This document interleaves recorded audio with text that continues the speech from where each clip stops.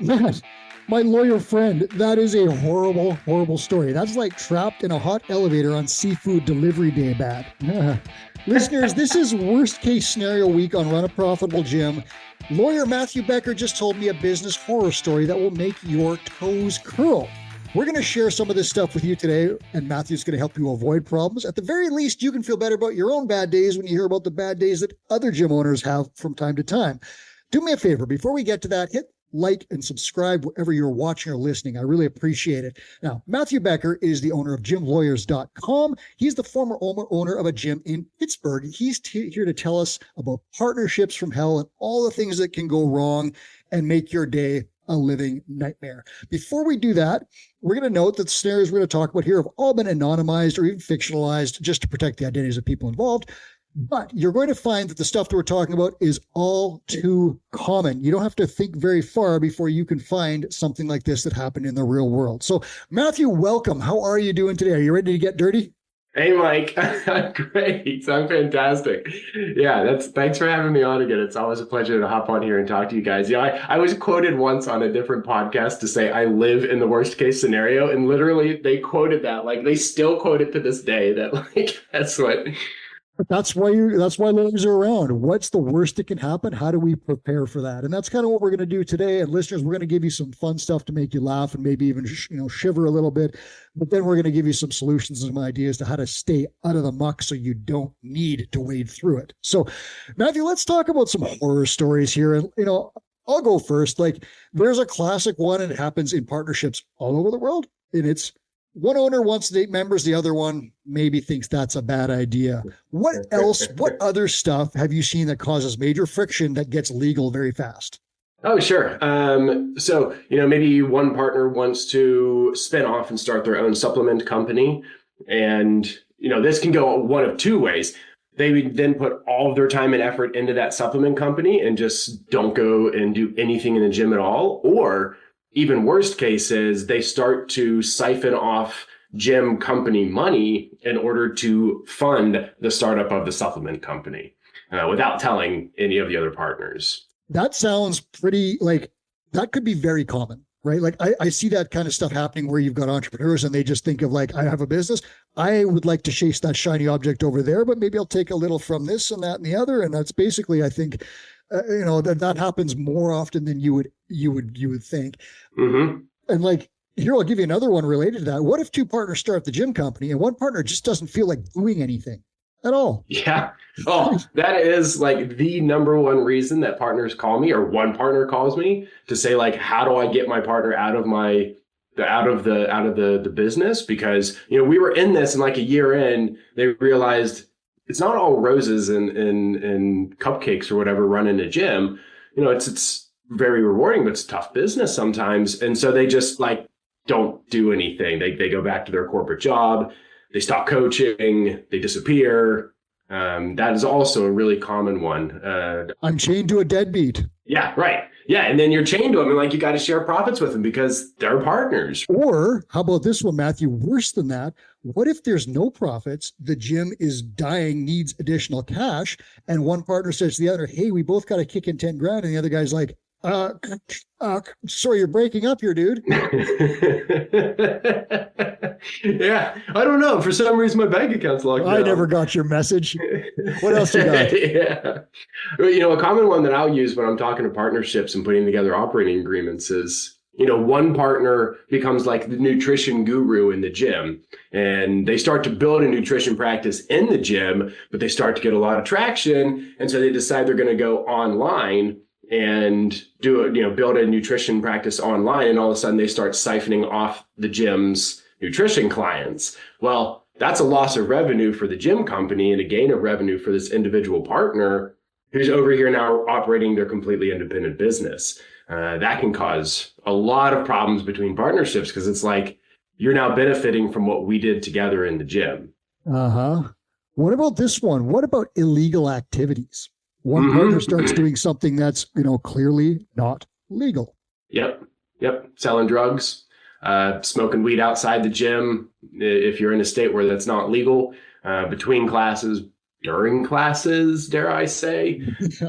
Yeah. And members start to get a little teed off and they start to leave. Yep. Just selling, he was never a business partner of mine, but he helped me get my gym started. And thankfully we parted ways prior to this happening, but then he moved into another state and was eventually brought up on federal charges for dealing in steroids.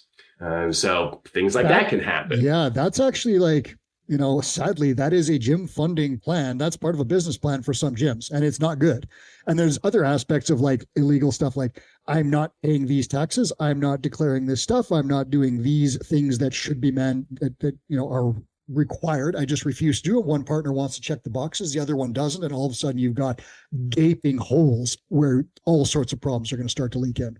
Yeah, and a couple of scenarios that are common, but maybe aren't quite so like as shocking as the member or one of the partners dating an influencer, and now the influencer comes in from Instagram and starts stealing services from the members. That's another one that we've seen. But another common one is we start with one individual and a couple of partners come in, or we start with a pack of 3 guys, and the fourth comes in like 5 years in and finds out that he was not disclosed all of the tax problems because the company hasn't been paying their federal taxes for the last 5 years. And all of a sudden the IRS comes knocking on the door, and this partner's like, am I stuck? That we've got $150,000 worth of tax debt.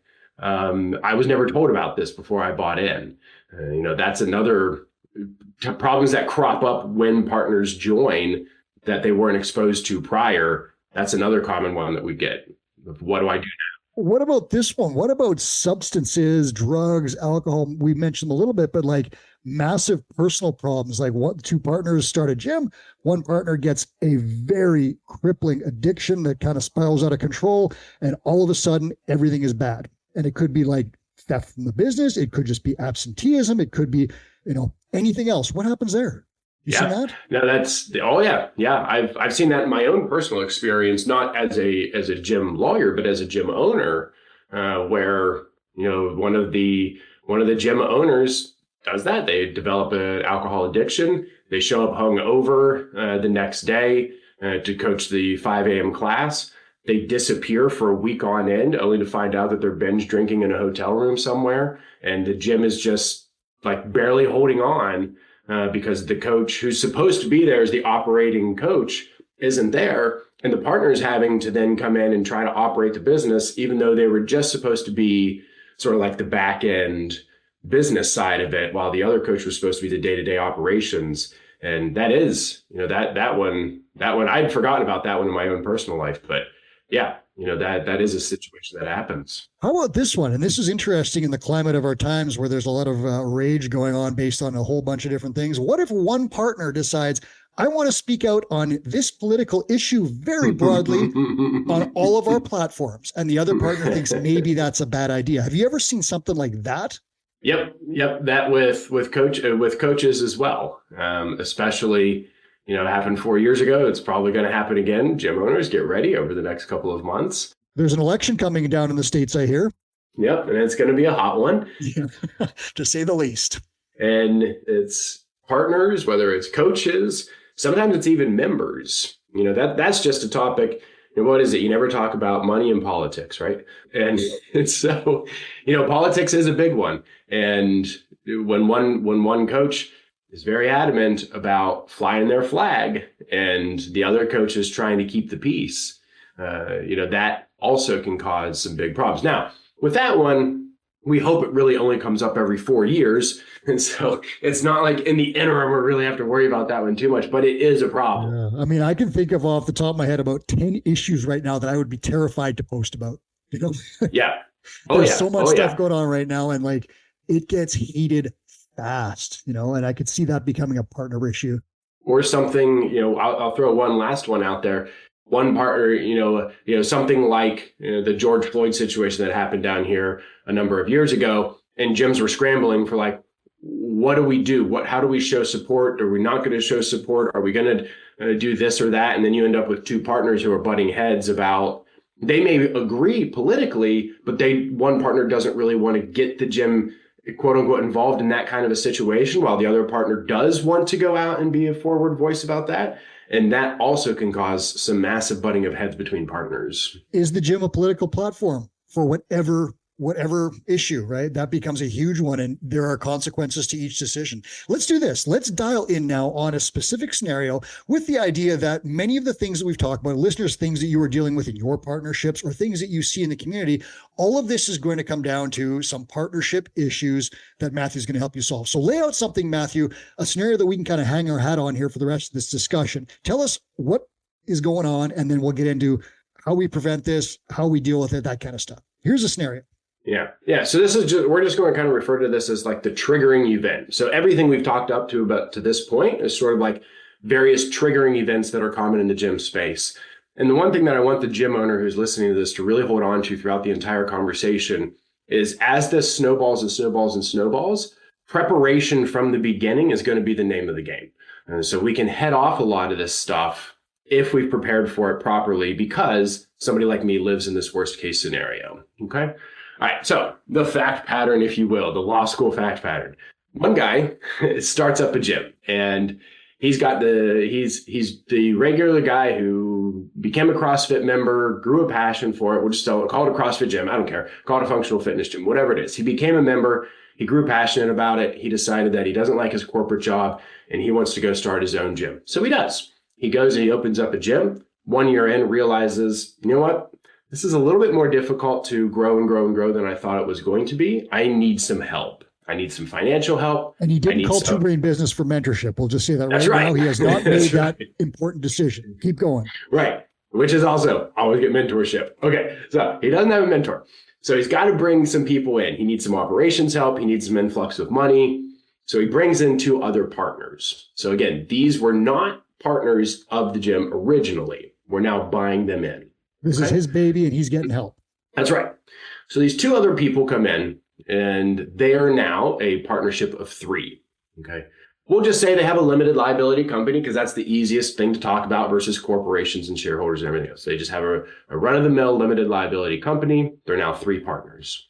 And they move and they've brought in, let's say $75,000, and they're influxing, they're trying to get things going again. But the original owner is still the day-to-day operator, okay? They never did anything about an operating agreement. They never did anything about designating roles, about what needs to be done on a day-to-day basis and who's in charge of what and whatever. The whole lease is in the original owner's name, or the personal guarantee. All personal guarantees throughout the way that we're going to talk about were all in line with the original owner.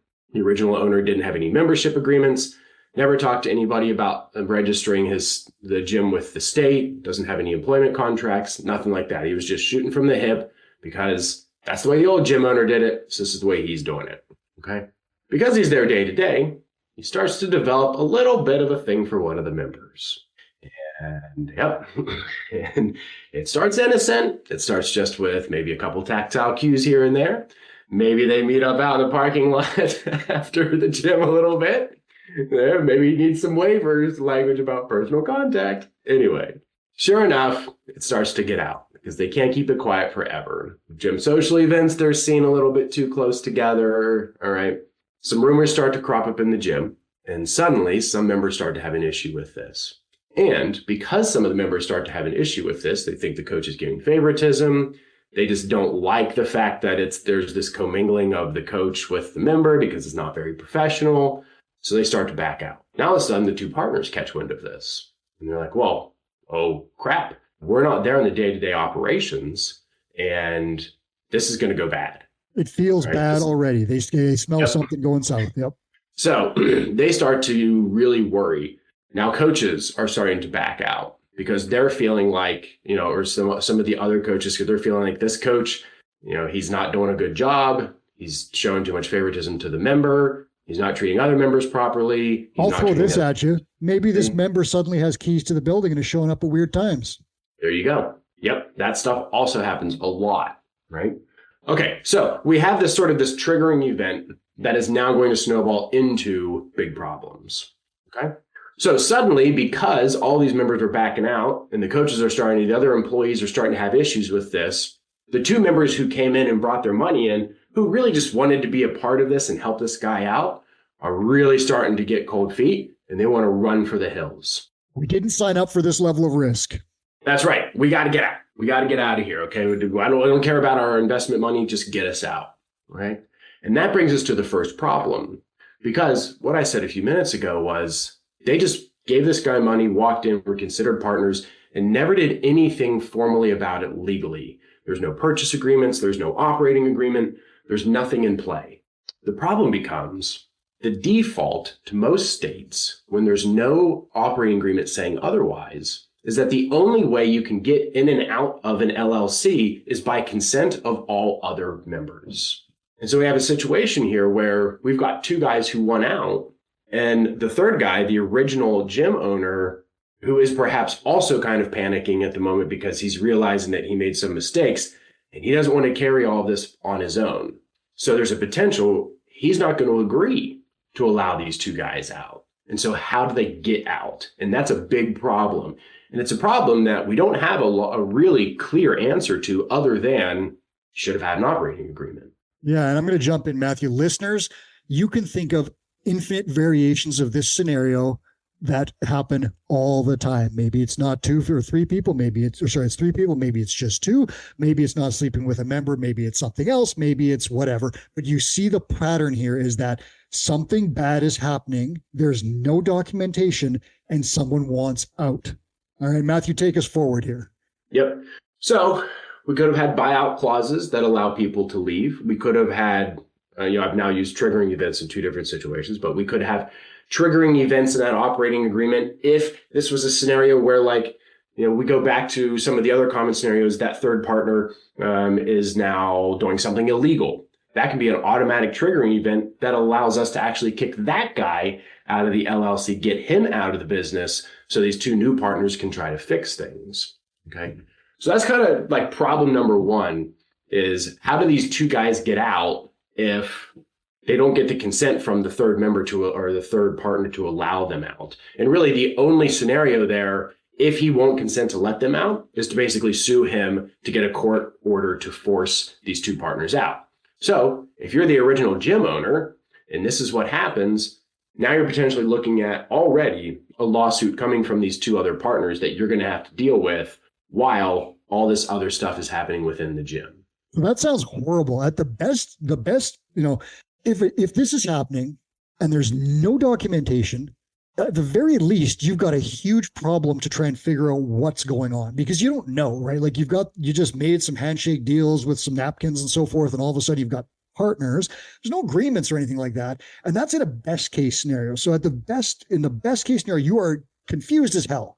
In a worst case scenario, it's getting legal and you're getting, like, lawyers are getting involved, people are being sued, and money is starting to go out of the bank account and into lawyers and judges and all that other stuff. What do we do? Like, it's good for you, Matthew. You get paid because you get to solve. Yeah, that's great for me. Out, but That's right. Take us further.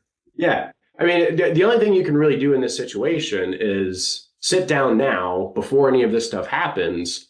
It's like going into a marriage. When you go into a partnership, you're going into a marriage, for better or for worse, right? And if you think, I need a prenuptial agreement when I go into a marriage in the event that I ever get divorced, think of your operating agreement as the prenuptial agreement. This is what happens to pay us and how we're going to do taxes and where the company agrees to provide you the limited liability protection and that good stuff. But it also talks about what happens when crap hits the fan. So I'm going to jump in and ask you this question right now. Can you, through gymlawyers.com, backfill operating agreements for partnerships right now that are already in existence, but maybe not documented? Yes, you can. Yep. Piece of cake. Easy thing to do. And we can do it at any time. Easy to do, and probably easy to do when there's not acrimony and fighting going on, right? Yes. So if you're listening do right it now while everybody's happy. Do not have something like this in place. It would be in your best interest to put it in place now before the worst case scenario. So gymlawyers.com, that's where you can find Matthew. Check that out, because it's hard to unravel really tight knots. It's much easier to tie ropes together properly in the first place. Keep her going, Matthew. That's right. Okay. So let's move the partnership off to the side now, because we now know that that's going to be a crap show and that's going to blow up. So these two partners are trying to exit, and they're leaving this operating guy with no backing whatsoever. Money is already tight because perhaps they pre-sold a bunch of memberships, because remember, this partner was struggling for some money, the original owner operator. That's why he brought these two guys in. So he probably was also pre-selling memberships, maybe 6 months, a year, paid in full, so he could get a big influx of money in order to keep the gym going, meet rent payments, maybe try to do some marketing to try to build the gym a little bit more. But the problem was, now that he's pre-sold these, he's closing mid-year. What are we going to do about it? Which I forgot to say. So now that we've got these problems with the partner leaving, this guy says, you know what? I can't do this on my own. I'm done. And, but I've taken in a bunch of money. Right. It happens where, for whatever reason, when gym owners get to this state, they just, boom, immediately. And they just it's like, I don't want to deal with this. I don't want to have any fallout from this. We're closing right now. And we've had situations a couple of times where gym owners have called us with these sort of similar situations and wanting to close. And they listen when we say, pump the brakes, pump the brakes, pump the brakes. Hold on. Because of everything we're going to talk about from this point forward, you can't just shut down right away. Like, I get that you got some financial hardships, but you can't just shut down right away. But occasionally they don't listen and they go, nope, I'm done. Shut the doors. And that's when some clients get upset, I'm imagining. Now we've got clients that are going to get tee-offed. Okay. Maybe he wasn't pre-selling or paid in fulls, and he only took money at the first of the month and it's the 15th of the month, and people are just going to be pissed off because they lost half their membership. Maybe. Okay. That's probably best case scenario in this instance. Still bad. Worst case scenario is he sold 12 months paid in full. He sold 6 months paid in full. He sold a package of 24 private training sessions at $100 per session. Okay. And he should be sitting on all this cash, but he isn't, because he was paying for coaches. He was paying for marketing. He didn't have enough money to come in and pay for rent. So it's been going to rent. And so the company now doesn't have the cash to cover its debts. And when that happens, the company is insolvent. And we'll come back around to that at the very end. But the problem is now we got a bunch of members who are saying, I want my money back. I want my money. I'm out. Okay. I quit. I gave you 12 months in advance. Too bad. I want my money back. And the gym owner has to say, like, I can't. I don't have it. Okay. Well, now we're going to walk down a path of, is this gym in a state where the gym has to register with the state? And it's in a state where they have to register and they have to have a written membership agreement. And because they're paid in full pre-selling, they also have to post a surety bond. And if they didn't do all of these different things, there's now potential criminal charges that could come from the state to this gym owner. So this is spiraling fast. Yes. And this is not uncommon. Like, listeners, this is not uncommon. No, it spirals very quickly. And so, all it takes is one member who prepaid a membership, who's now pissed off, who calls the Attorney General's office of the state, reports to the gym. And there are only a few states where you can pre-sell without having to register with the state. Most states, if you're selling anything beyond just like month to month, you have to register, you have to have a membership agreement that's very specific, and you're going to have to post a surety bond, which I think, Mike, is something that we've talked about in the past, but I bet no one still knows this. Right? A surety bond is a very large monetary bond that you post with the state in the event that you close after pre-selling a bunch, and the members can go and request back their money back from that bond with the state. How many gym owners off the top of your head, Matthew, do you think actually do this? What percentage? Is it low? Oh, boy. It feels like it would be low. It's not as low as it was 2 years ago. Probably before we because started. of you, yeah. It's not as low, but it is very low. Like less than 50%? Would that be accurate? Yeah, I think that would be accurate. Yeah, I would say 50% of gym owners might be a risk. Right. And the only reason that number is going up is because we're catching more and more gym owners from the beginning. With Two Brain, they do a lot with starting gyms, and we have a lot of the material in the starting the gym book and some of the modules and stuff. And so we get those gym owners early enough that we can say, hey, phase 3 of opening a gym, from our perspective, phase 3 is now your gym contracts, your waivers, your membership agreements, your staff agreements, and we can then talk about state registration if they're in one of those states. Yeah, and I'm going to jump in and just say, Two Brain is all about solving problems before they happen. We've all made too many mistakes. It's all documented. You can avoid these potholes. Paid in full discounts kill gyms. Chris Cooper's written about this in detail. They are the worst idea you can possibly do. Do not offer them. And that relates to what Matthew's talking about. In addition to that, Paying trainers in advance for services, also probably not a good idea. You're jumping ahead on me, Mike. Sorry, no, you started like, my alarm bells went off here because I'm thinking about stuff. I won't go further on that, but let me just say this, is that the stuff that Matthew is laying out, these problems, with the help of a mentor, they don't appear. Because you took the right steps at the beginning. So sorry to derail you. Keep going on your train. Nah, you didn't derail. It was just next on my list was employee issues. Okay, go do it. So, all right, so we've got these problems now with the members, right? Like they're pissed. They want their money back. And the gym owner, the other partners are gone, right? And he's like, I don't have any money. What am I supposed to do? I can't give you guys your money back.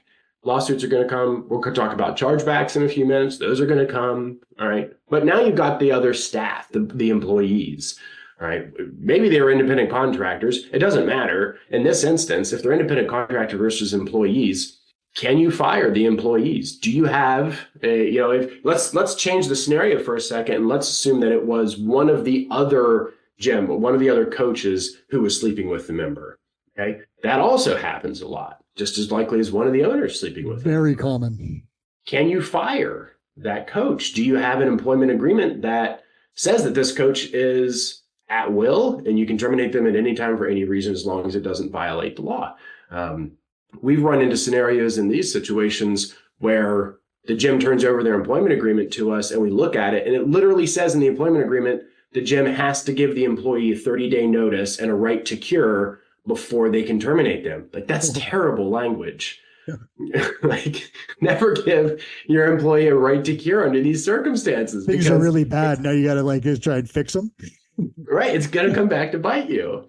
So we just want employment agreements that say these employees are at will. We want independent contractor agreements that say we can terminate at any time for any reason. Because of these situations, we don't want to give them a right to essentially cure the problem or a notice requirement before we can terminate them. And so the next problem for this gym owner is everybody who's worked up to this point has to be paid. If we're shutting down in the middle of the month and they've worked the first half of the month and you always pay them at the end of the month or, every 2 weeks or something, you still have to pay them. But Matthew, I spent the money on a vacation to Hawaii with the member that I was dating.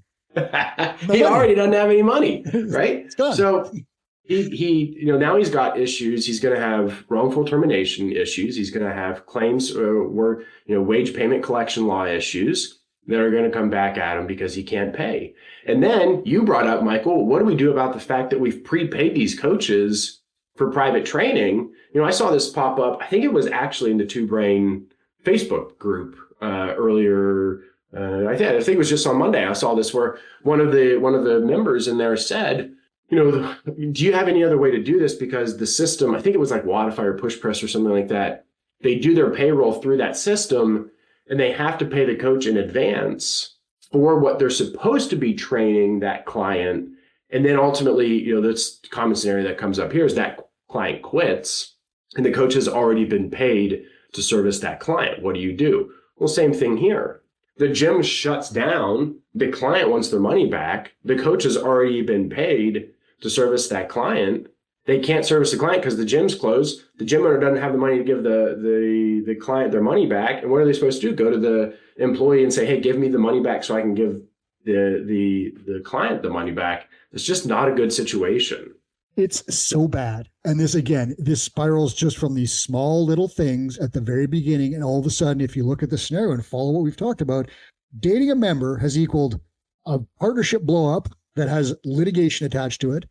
You've got staff members who are potentially litigating over wages and so forth and wrongful termination or whatever you want to say. We have clients who are potentially litigating over paid in full memberships that I haven't got a gym to work out at and I gave you $1,000. All of this, it's terrifying. This is worst case scenario. Can you take us any further into the muck or do we start solving it now? Oh, no, we're not. We got like 3 more steps into the muck here. So I feel like Atreyu in the swamps of sadness where my horse is just going underneath the mud and never ending story. If you can remember that reference. Yep. And again, this triggering event is just one we picked. It could be any of the ones that we ran with just at the beginning. Yeah. So the next problem is, what are we going to do about the lease? right? Oh, We got to God. close the gym. You got a giant contractual relationship with your landlord here in order to pay on a lease. But I spent the money, Matt. You can't just close and walk away from the lease. And you've likely got a personal guarantee. Okay, So yeah. in that instance, it's not even like, oh, I can just bankrupt the LLC and walk away. No, you're personally tied to this lease. This I forgot original about that gym, part. Yeah. this original gym owner, before these other two partners came on, probably signed a personal guarantee on this lease. Now the landlord's going to be coming after him. Okay. That means like house and car personal assets are now in play. Yeah, exactly. Brutal. Yep. House, car, bank accounts, all that stuff are now potentially in play. Beyond that, okay, so the gym owner goes, okay, so here's my saving grace. I've got like $50,000, $80,000 worth of equipment in this space. I can just liquidate my equipment, and that's going to give me the money that I can pay off the coaches. I can pay off the clients, and maybe I can still have a little bit left over to give the landlord a lump sum payment in order to get out from under the lease. Great, except more and more gyms we're finding have SBA loans and EIDL COVID loans that are clouding title on equipment. So they might not even technically own their equipment. Is that what I'm hearing? Well, they own it, they just can't sell it. So here's how this works. Okay. You go and during COVID, you took in one of the EIDL loans, or you needed more money in startup and you took an SBA loan out. Okay. In order to guarantee that they get their money back, they're going to require you to collateralize your equipment, which just means in the event that you ever default, they could technically come after you and they could take all the equipment in order to recoup the unpaid amount on the loan. When they do this, banks, SBA, all of the people who know what they're doing in this realm go and file what's called a UCC lien under the Uniform Commercial Code, a lien on the equipment. It's a document that sits with the state that renews. You have to renew it every 5 or so years, depending on what state you're in. And it basically says that as long as this lien, this document sits out there saying that you collateralize the equipment, you technically can't get rid of the equipment until you've paid off that loan. So now we've got a situation where the gym owner pulled out a $24,000 EIDL loan, hasn't paid a dime on it because the interest rate is so low, I don't have to worry about paying this thing off. The government isn't currently in collections, but just right now they're not coming after these things. So the gym owners aren't paying on them. Meanwhile, it's a lien, it's a cloud that's sitting there on the equipment, and the gym owner technically can't liquidate this equipment without either clearing off that lien or getting the SBA to compromise on their loan. So long story short, I can't sell my kettlebells to pay off any of the people that are coming after me. Right. Exactly. Until we figure out what we can do with the SBA. And there are things that we can do, but anybody who has tried to do this will know it takes a very long time to get the SBA to agree to do anything on this stuff. Bureaucracy. We all love it. Yep. All right. So we're 2-3 months into this crap. And now all of a sudden, clients really realize they're not going to get their money back, and they start hitting chargebacks. And so they go to your credit card processing company and they start demanding their money back. Credit card company is your processing company is going to give them their money back, probably because it's insured some way. They're then going to go to try to pull it from the gym's bank account. There's going to be zero money there for them to pull from the gym's bank account because there's no money there, right? Gym owner probably signed some sort of personal guarantee with that credit card processing company way back when he started processing credit cards. When I read the agreement and checked the box that I understand, but I didn't read it and understand. Yeah. Right. That paragraph number 43 at the very bottom that says personal guarantee. Didn't read it, but I said I read it. Right. And so guess who else is now going to be coming after the gym owner, looking to get back all the money that they just had to give back to the clients. This is horrible. And then the final step, last one. This is it for the muck. I mean, there's other things that could happen throughout this entire process, but these are the big ones.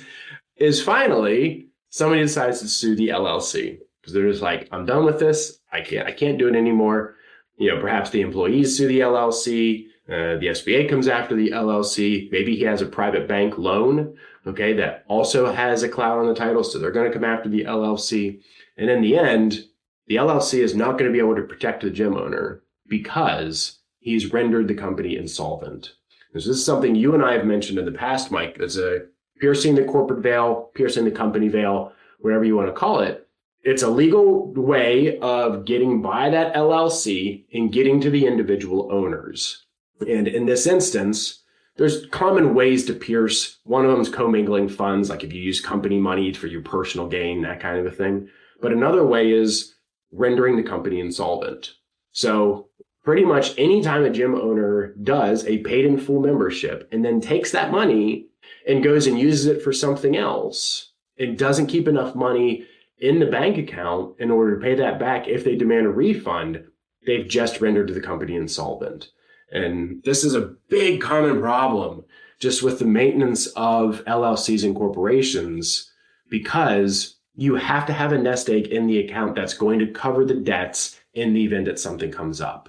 If you make no money next month, can you cover your rent? If not, your company is insolvent. Okay. If all of your members who you pre-sold to demand refunds all at one time or give chargebacks, do you have the amount of money in your account to cover all those chargebacks? If not, you're insolvent. All right. And so it pretty much then nullifies the protection, that limited liability protection that we're all trying to get from the company. And once again, as you said earlier, Mike, now exposes that gym owner's personal bank account, their cars, their house, whatever personal wealth they've amassed is now gone. Well, exposed. I shouldn't say it's gone. It's exposed. Soon to be gone. Yeah, soon to be gone. This is horrible. This reminds me of like those situations that happen in WWE where you get like 15 wrestlers coming to the ring and they're all just stomping on one wrestler in the middle. Like that's kind of what it looks like to me. Right? That, exactly. That. Like, that's kind of the situation, right? The legal equivalent where everyone has taken their piece. Yeah. Yeah. And we can talk about scenarios where this sort of snowballing effect happens that doesn't involve something like this, but let's say the Department of Justice shows up because your gym has a violation with the Americans with Disabilities Act, an ADA violation. And, you bought into the gym and you have a lease assignment. And what does that assignment say? And what's the protections? And is the landlord liable? Or does the lease say that the tenant agrees to cover any issues that come out of an ADA violation on behalf of the landlord? Like, there are different types of scenarios. Like the ones that we are covering here are probably like the most common because, it involves partners. Partners always have issues. It doesn't have to be a partnership. That's just where we see a lot of these triggering events come out that then end up snowballing into this stuff. But it can happen in a number of different scenarios that pop up during gym ownership. So how do we, this is just a bad spot. How do we solve this? What's the quickest way to solve this? And then how do we prevent it? What can we give gym owners to take away here and keep them out of this mess? Yeah. Unfortunately, solving it is really just like trying to control the worst case scenario. And you need a lawyer, I'm guessing. You definitely need a lawyer. You need somebody like us to, at the very least, consult with you on how to do it to try to avoid a lot of these problems. For example, we work with gyms who come and say, hey, we want to close. And we can say, okay, hold on. Like I said earlier, pump the brakes for a second. Let's get a full picture of the situation. How bad is it financially? How many pre-sales do we have out there? What's the lease situation look like? What kind of SBA loans do you have out there? And then we can start to work in the background to kind of take care of some of these things to ease the pressure on the gym trying to shut down. So that's about like preparation is the name of the game. If you're getting to this point that we've laid out this scenario, it's not that there's nothing we can do, but it's almost too late to provide the original owner or the owners a lot of protection. We're just sort of mitigating damages at this point. So listeners, if you're at that stage right now, you're going to need a lawyer. Call Matt at gymlawyers.com. Figure this out. You're going to be in a fight, but you can work with someone who can help you get out of it in the best shape possible. I wish you the best on that because it's a tough spot, but there is light at the end of the tunnel if you follow the right path. The better plan for everyone else who is not in this situation yet, and you see how the slippery slope of hell happens, is to prevent the situation from happening. So Matthew, give us the simplest steps that gym owners can take right now, easy steps just to stop this daisy chain of hell. Yeah. So, we can just go back through the steps of muck that we walked through. So starting out, whether you're a sole owner of a business or you have partners, we need to audit the quote unquote, the legal entity, okay, the LLC, the corporation. Let's make sure it's set up properly. Let's make sure all the proper corporate documentation is in play and that you are managing it properly. And that goes into a play a lot with corporations. LLCs, they're easy to manage. They're informal. They're fine. We can just follow up on a couple of steps. Corporations require ongoing compliance. So that's sort of like step number one, because if that's not set up properly, it's like building a house on a shaky foundation. So from there, next thing we walked into was the client issues. Okay. Do we need to register with the state? Do we need to post bonds? Do we have a membership agreement? Are we pre-selling? Let's talk about the pros and cons of that sort of a thing. Okay. But let's prepare for that by getting good documentation in so that we know that we're compliant with the law. We're setting expectations with clients. We're making sure that we're not taking in a ton of money that we can't then provide the service for. Leases. Don't sign a lease unless an attorney has looked at it. If you've been in a lease for a couple of years, can we go in and negotiate with the landlord to get rid of the personal guarantee? These are like ongoing things. Don't just set it and forget it. Reach out to somebody like us on a yearly basis to say, like, let's take a 10,000 foot view of the gym. And is there anything we can do now to kind of help prepare for this sort of worst case scenario? We just launched a service that we're calling Gym Counsel that is ongoing legal consulting on a monthly basis for gym owners to make sure that we're getting that constant view of the gym. We're getting that constant back and forth with what do the contracts look like? What are you doing to maintain your LLC? Good. Let's take a look at that lease and let's see if there's things that we can ask for changes. Okay. Employee issues. Let's make sure you got a good employee contract from the beginning that gives you the ability to terminate at will, right? Sets the expectation of like, you're not allowed to sleep with members. You as a gym owner, you can control that. You're not allowed to do drugs in the gym, which we laugh at, but I'm telling you, I have witnessed this happen. It gets weird out there. The coach says, okay, guys, ready? 3, 2, 1, go. And they peace out and they go out into the parking lot and they vape and then they come back into the gym. It happens, right? And my spidey sense is like, oh my God, that is gross negligence to the extreme. So what can we do with an employment agreement to try to prevent this? What are the SBA loans out there? And can we compromise? Can we negotiate them now, right now? Not when there's a problem, but can we do things now to start to try to clean this title off so that we have, in other realms of the law, we just call all this basically like asset protection. Okay. What can we do here to protect our assets, our equipment? Let's try to get those loans taken care of, right? And so those are some of the steps that we can take that just kind of went along that path of the muck that we walked through that can help prevent a lot of that from happening. It sounds a lot like planning. And get mentorship so that we don't get to the situation where we have to close the gym to begin with. Well, that's just it. And like, again, we're pitching for Two Brain here, but reality is that a lot of the problems that are caused in that scenario that you talked about are problems that early gym owners made because there wasn't a plan for them to open properly. We just made it up as we went. We made mistakes. Those mistakes spiraled and they became very difficult to fix. And in the worst cases, they were fatal for the gym and for the business. And then the clients don't get to train and they don't get to become healthy. And it's horrible for everyone. Starting a gym, not as hard as it sounds if you have help, because all these bases are covered. How do I set my rates and how do I charge? That discussion leads you to not have paid in full discounts, right? Like that's just a simple example I'll throw at that for you. Employment contracts, that's another one. What does this person do and how is it documented? Partnership agreements, all those things. Planning ahead is going to help you. If you're out there listening and you're thinking about starting a gym, work with Two Brain to start that gym so that you do it properly and avoid all the mistakes. If you're listening out there and you have a gym and it's going well, you haven't hit these problems, but maybe some of your spidey sense is tingling now and you're thinking, I think some of these might be a problem. Look at working with a lawyer. Matthew is obviously our first choice for something like that to figure out how can I limit risk. As your business grows and gets bigger, it's going to be a really great idea for you to look into the legal aspects of things and make sure, am I protected as I move forward? And Matthew, I love the idea. It was called Gym Counsel. Is that what you said it was? Yeah. Yep. What Gym a great Counsel. idea. Think of it as the handyman who shows up to your house. Is it broken? Fix it. If it's not broken, let's make sure it doesn't break. And maybe let's do some preventative stuff because that pipe's been there for 80 years and we might want to swap it out. I love that idea. When did you launch the service? Literally last week. Okay. Yeah. I'm going to say, I know the answer, but like, why did you come up with this one? Were you just seeing like so much stuff that where it's like, wow, an ongoing service would solve these problems? Yes, that was a large part of it, but there was always this question that comes up, like, let's go through opening a gym real fast. Okay, there's 3 phases. We create the legal entity, we look at the commercial lease, we draft the contracts like waivers, membership agreements, staff agreements, the gym is open. And then the gym owner would say, well, what do we do with gym lawyers ongoing? And previously it was just like, well, when there's a problem, reach out to us. And that was starting to conflict with our message, like we're doing here today, which is you need to prepare for this stuff before it's a problem. And gym owners, for better or for worse, they don't understand, like, my standard operating procedure, which I worked with Two Brain. How can I adjust that standard operating procedure, not only to be fantastic because Two Brain is now allowing me to step back from the business, but can I rewrite that a little bit so I can protect myself legally as well?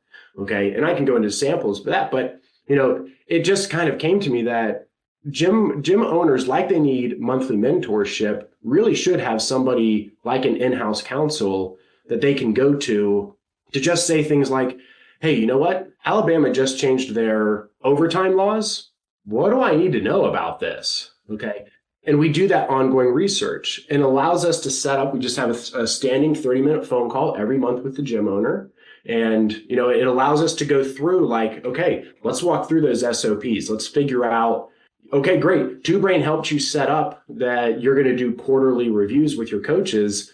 Let's adjust that a little bit to make sure that if we then need to terminate that coach, another topic that was popular this week for Two Brain on Instagram, and, have we set up our SOPs to really support when you get to that point that you want to terminate your coach, or you just need to terminate them. Come and consult with us to make sure you're doing it legally. You need to fire a client. Come consult with us to make sure that you're doing it legally. Okay. Priority access to me is another big part of gym counsel, which is something that you get as in-house counsel, but you don't get with the attorney down the road. So you go to the attorney down the road to try to get you to help. He'll get to you when he gets out of court. Okay. We're giving 24-hour turnaround priority access to me to get those sorts of questions answered. You need a new contract. We already know and we're there and ready to go in order to draft that contract. So, it just kind of has snowballed over the last 2.5 years to the point that, like, we think gyms just need somebody, an in-house counsel in their corner so that we help them identify the problems versus waiting for them to identify the problems and coming to us. We're trying to be more and more and more proactive with the gym owners to avoid situations like this happening. And that's the reason, because if you aren't proactive, you can end up in the WWE Battle Royal where you're getting stomped on by 10 different people at the same time. Matthew, we'll wrap it up there. Tell people exactly where they can get a hold of you if they want to find out more about your services and being proactive so these things don't happen. Yeah, thanks. So the easiest way is just go to gymlawyers.com. We've got a bunch of calls to action all over the website. If you go to the contact page, my cell phone number is there, the email address is there. Honestly, the easiest thing is just to submit the contact form. As soon as you do that, you're going to automatically be forwarded to my scheduling calendar, and it's a free 45-minute consultation. We can do a legal audit. If you have specific questions, we can address those specific questions. But that's the easiest way, is just grab time on the calendar and we'll meet on Zoom. You should do that. And if you want to talk about working with a business mentor on every other aspect of your gym that's not the legal stuff, twobrainbusiness.com. You can book a call, and there's a link in the show notes where you can do that as well, because like Matthew and I have both said, these problems are solvable. And if you take the right steps at the beginning, you don't have to unravel the knot at the end. Matthew, thank you so much for being here today. I really appreciate your insight and the horror stories. Always a pleasure, Mike. Thanks. This is Run a Profitable Gym. I'm your host, Mike Warkentin. On your way out, please hit subscribe. I'd love it if you did that. And now here's Two Brain founder Chris Cooper with a final note. Hey, it's Two Brain founder Chris Cooper with a quick note. We created the Gym Owners United Facebook group to help you run a profitable gym. Thousands of gym owners just like you have already joined. In the group, we share sound advice about the business of fitness every day. I answer questions, I run free webinars, and I give away all kinds of great resources to help you grow your gym. I'd love to have you in that group. It's Gym Owners United on Facebook, or go to gymownersunited.com to join. Do it today.